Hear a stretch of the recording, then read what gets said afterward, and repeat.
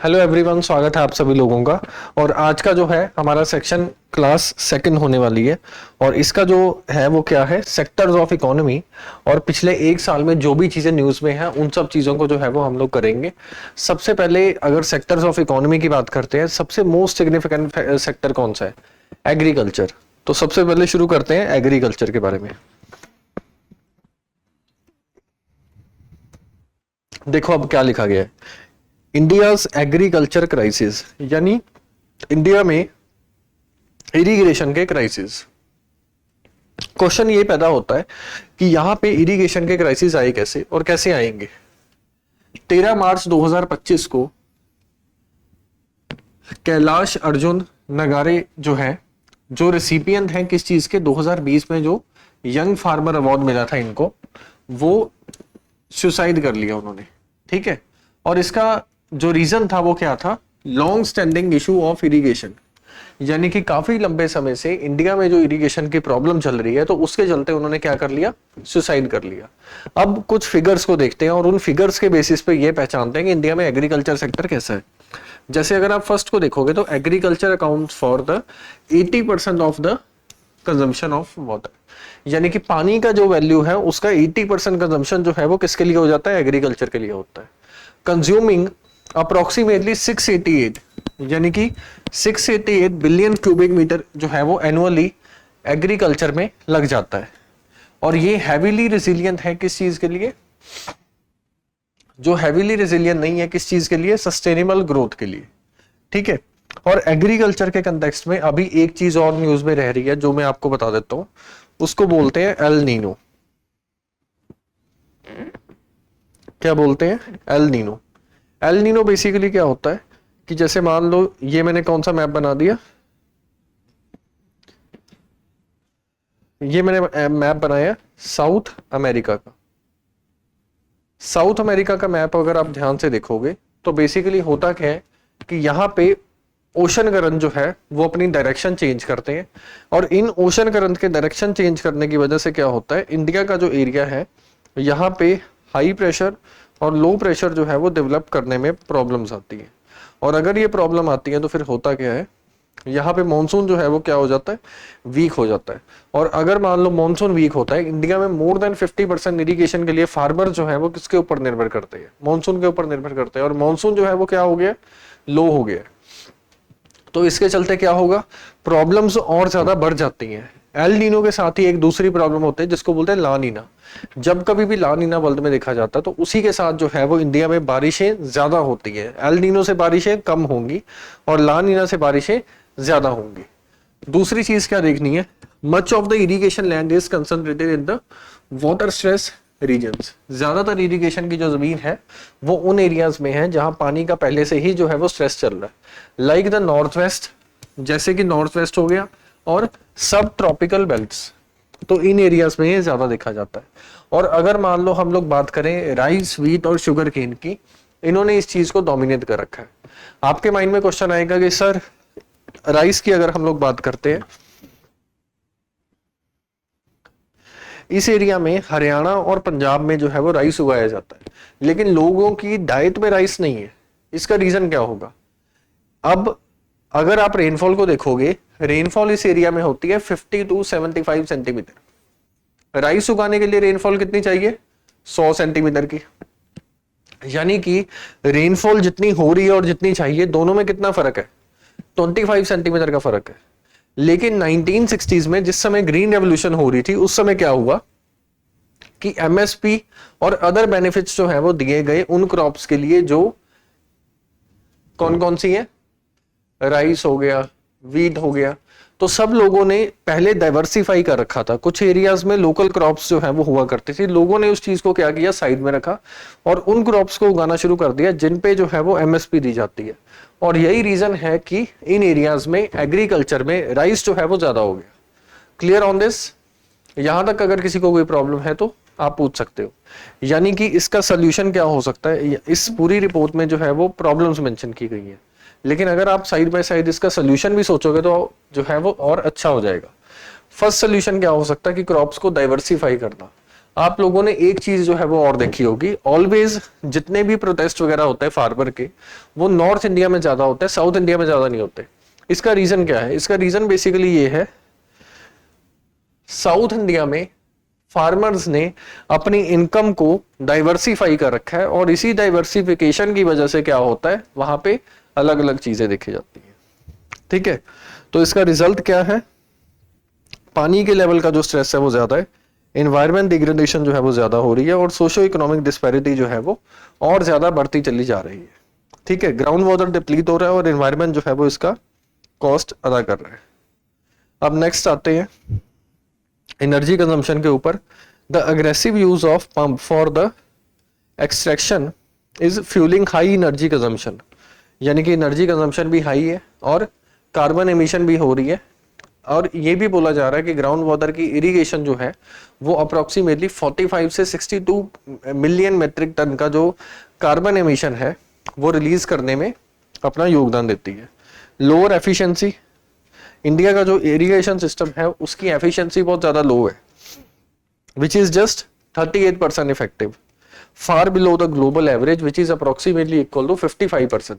यानी कि एफिशिएंसी का मीनिंग क्या हुआ, हमने कितना पानी निकाला और कितना हम उसको इफेक्टिवली यूज कर पाए, इसको बोलते हैं वाटर एफिशिएंसी। क्या बोलते हैं? Water efficiency. और इसी में अगर हम लोग एक चीज देखें कि वाटर एफिशिएंसी जो है वो इंडिया में लो क्यों है, क्योंकि पानी क्या ओवर यूज जो है वो बहुत ज्यादा कर देते हैं, तो वो इफेक्टिवली यूज नहीं हो पाता। ठीक है, फॉर एग्जाम्पल राइस प्रोडक्टिविटी जो है वो पंजाब के एरियाज में हाई है, लेकिन इरिगेशन वाटर जो है उतना, बारिशें उतनी नहीं होती। अगर मान लो हमने राइस उगाना है, बारिशें हो रही है 50 to 75, लेकिन राइस को उगाने के लिए कितना चाहिए? 100 चाहिए। तो हम लोग उसी पानी की जो कंजम्पशन है उसकी डिमांड कैसे पूरी करेंगे? With the ground water. Tamil Nadu में अगर हम लोग देखें तो शुगर केन की जो प्रोडक्शन है वो लो इरिगेशन जो है वो कंज्यूम करती है। नेक्स्ट, नैनो ड्रोन दीदी स्कीम। ठीक है, अब ये भी जो है वो काफी न्यूज में है। इसका न्यूज में रहने का जो है मेन मकसद क्या है, इसको भी देख लेते हैं। गवर्नमेंट ऑफ इंडिया ने ये अप्रूव किया है, कौन सा? हैंड दी दीदी, which means resolving the agriculture and advanced technology while empowering the women self help groups as well। यानी वुमेन्स के जो सेल्फ हेल्प ग्रुप्स हैं उनको ये चीजें डिस्ट्रीब्यूट की जाएंगी ताकि वो इन चीजों का यूज करके एग्रीकल्चर को और अच्छा और इफेक्टिव जो है वो बना पाए। ये स्कीम जो है वो क्या है? CSS means central sector scheme है, गवर्नमेंट ऑफ इंडिया के द्वारा लॉन्च की जाएगी, और इसके तहत 15,000 ड्रोन्स जो हैं वो डिस्ट्रीब्यूट किए जाएंगे वुमेन्स को अक्रॉस द कंट्री। ठीक है, स्कीम का जो कंप्लीट बजट है वो 1200 करोड़ के आसपास का है, और ये जो है वो 2025-26 तक स्कीम जो है वो बोली गई है। मेजर रोल क्या है इसका कि उन लेडीज को जो है वो एग्रीकल्चर के लिए कुछ ऐसी साइंस एंड टेक्नोलॉजी देना जिससे जो है सर्वेलेंस वो अच्छा कर सकती हैं और एफिशिएंसी के साथ टेक्नोलॉजी को यूज कर सकती है। Why was this scheme launch?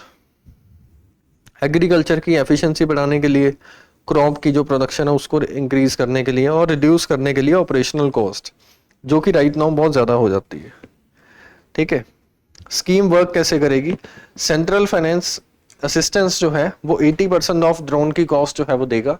जैसे मान लो 1000 का है तो सेंट्रल असिस्टेंस के द्वारा 800 रुपए जो है वो दिए जाएंगे, और मैक्सिमम 8 लाख पर SHG यानी सेल्फ हेल्प ग्रुप को दिया जाएगा।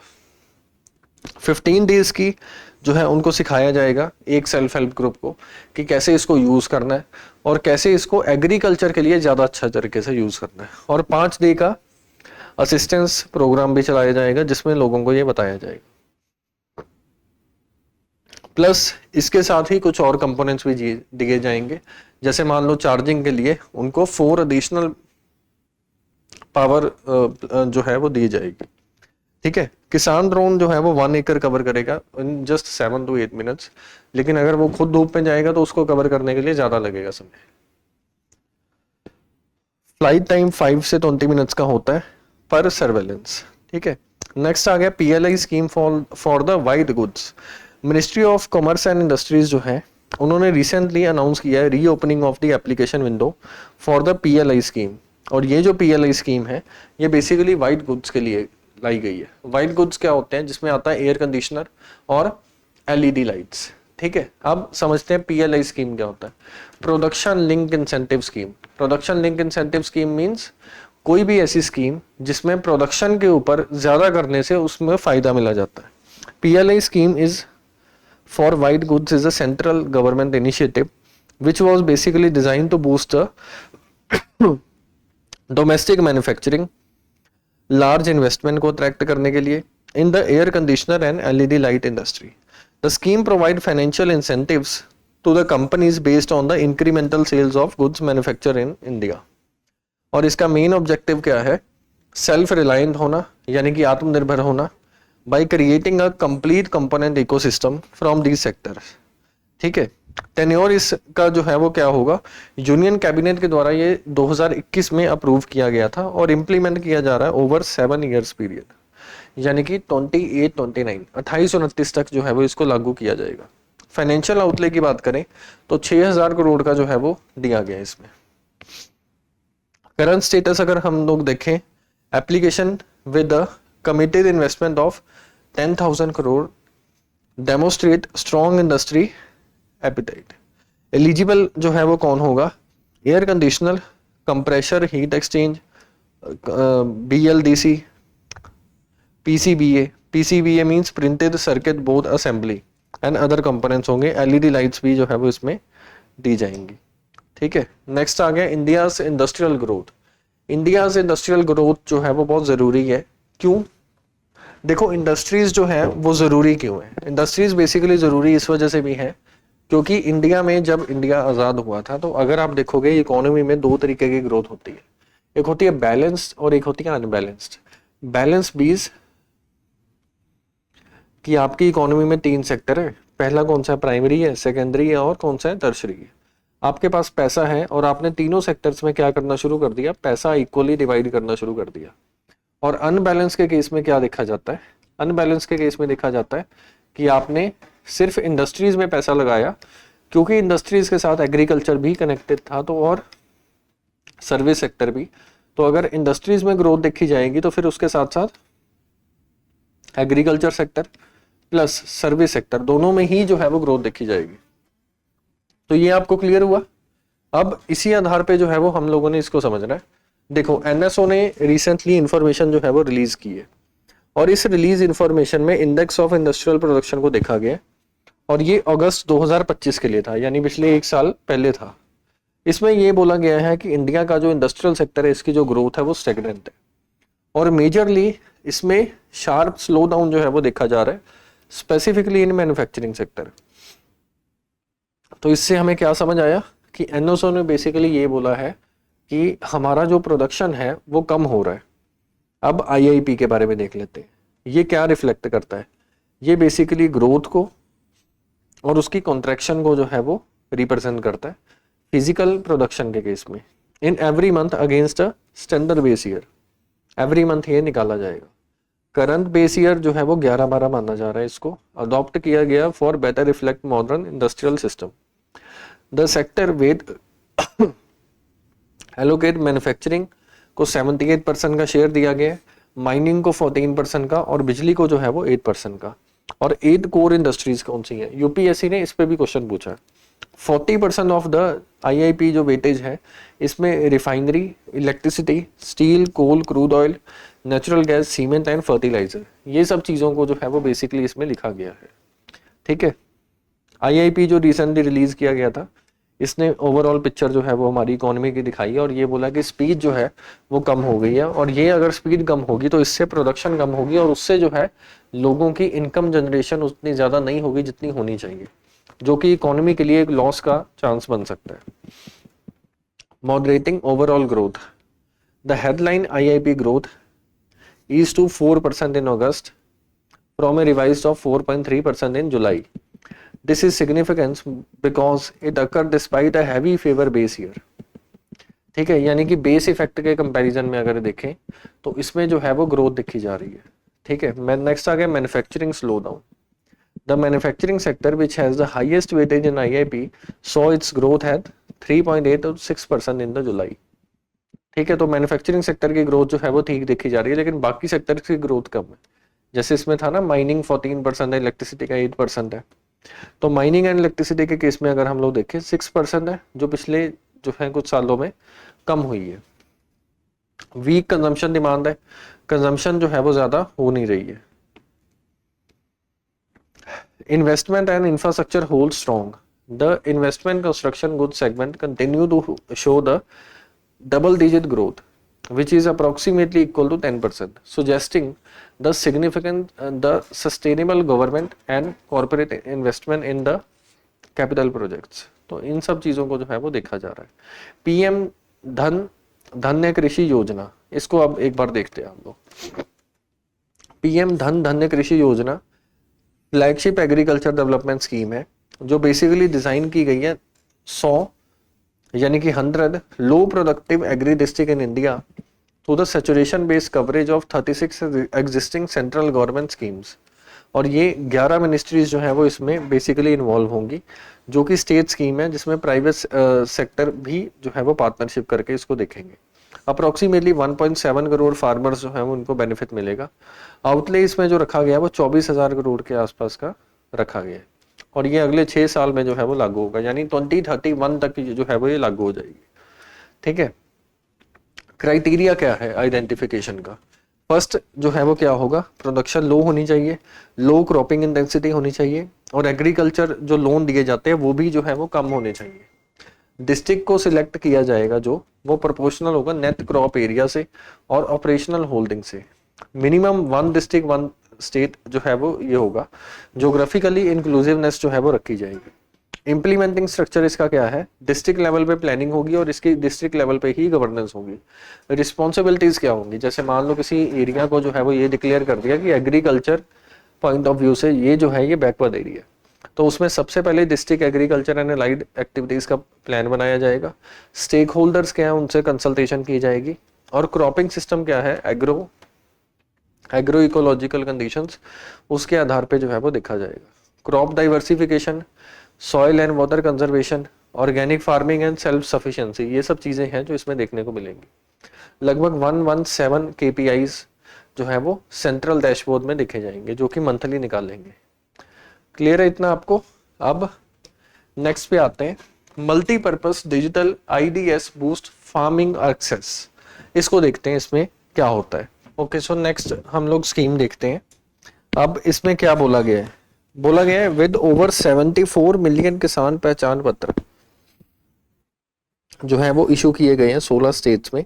The centre has now on board Punjab, Himachal Pradesh, Uttarakhand to accelerate the roll out of the land link farmer identification. और ये जो पुश है ये कैसे आया है, क्योंकि गवर्नमेंट ने ये टारगेट किया है कि वो 90 मिलियन IDs जो है वो बनाएगी बाय द फाइनेंशियल ईयर 26।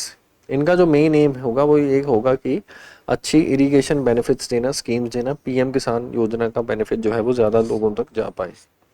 ठीक है, नेक्स्ट आता है किसान के पहचान पत्र क्या होते हैं। किसान पहचान पत्र बेसिकली एक मल्टीपर्पज डिजिटल आइडेंटिफिकेशन है। जैसे ये कुछ इस तरीके से है, आप अपना अगर बिजनेस चला रहे हो तो आपके पास GST नंबर होगा। अगर आप मान लो कहीं के एम्प्लॉय हो तो आपके पास एक एम्प्लॉयर ID होगी, आपका जो है वो TDS कतरा होगा या PF जा रहा होगा। ठीक है, तो वैसे ही एग्रीकल्चर में सबसे पहले एक्नॉलेज करना यानी कि पहचानना बेनिफिशियरीज को सबसे जरूरी है। उनको पहचानने के बाद जो है वो अगली प्रोसेस शुरू होती है। नेक्स्ट कवरेज क्या है, 2025 में देखें तो 74 मिलियन IDs जो है वो इशू की गई थी अप्रोक्सीमेटली 16 स्टेट्स में, और इसका मेन टारगेट क्या था कि 90 मिलियन हो जाए ये बाय द फाइनेंशियल ईयर 26, और 110 मिलियन जो है वो 27 तक होने का प्लान था। लीडिंग स्टेट्स इसमें कौन कौन से हैं, उत्तर प्रदेश है जिसमें लगभग 15.6 मिलियन जो है वो बेनिफिशियरीज है। नेक्स्ट आता है मध्य प्रदेश, और उसके बाद नेक्स्ट आता है राजस्थान।